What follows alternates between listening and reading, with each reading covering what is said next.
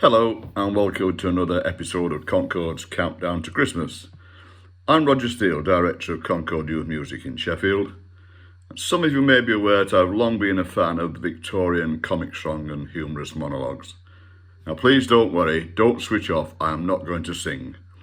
But as part of Concord Youth Music's Countdown to Christmas, I would like to offer you one of the classic monologues, delivered at their best by the great Stanley Holloway. I cannot hope to match his delivery, but I will try my best. This one, written by Marriott Edgar around 1930, is entitled The Lion and Albert.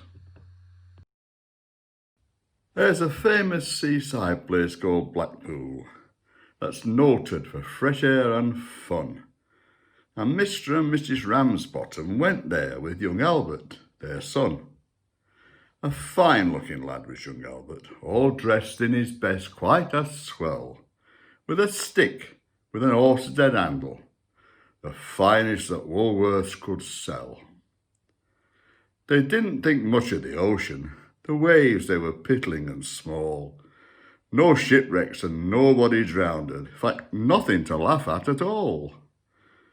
So seeking for further amusement, they paid and went into the zoo, where they'd lions and tigers and camels, and old ale and sandwiches too. There were one big old lion called Wallace. His nose were all covered in scars, and he lay in a somnolent posture, with the side of his face against the bars.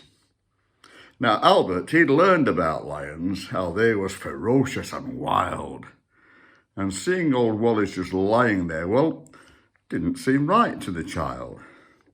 So straight away our bold little fella, not showing a morsel of fear, took his stick with the horse's head handle and shoved it in Wallace's ear.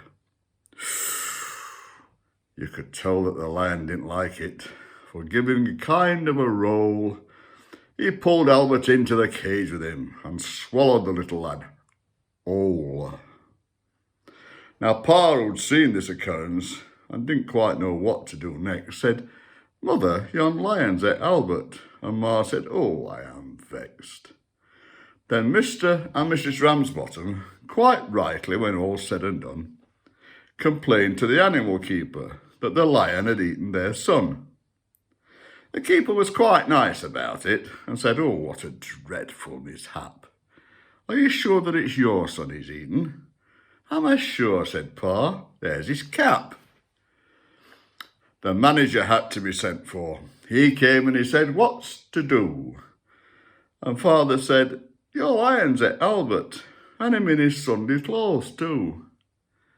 "Now see here, young fella," said Mother, "I think it's a shame and a sin that your lion should go and eat Albert, and after we've paid to come in." The manager wanted no trouble. He took out his purse right away, saying, "How much to settle the matter?" Pa said, "Oh, what do you usually pay?" But Mother had turned a bit awkward when she thought where Albert had gone. She said, "No, someone's got to be summoned." So that was decided upon. So down to the local police station, in front of the magistrate chap, where they told what had happened to Albert and proved it by showing his cap. The magistrate gave his opinion that no one was really to blame and said that he hoped the Ramsbottoms would have further sons to their name. At that Ma got proper blazing. "Well, thank you, sir, kindly," said she. "What, waste all our lives raising children to feed ruddy lions? Not me." Merry Christmas, everybody.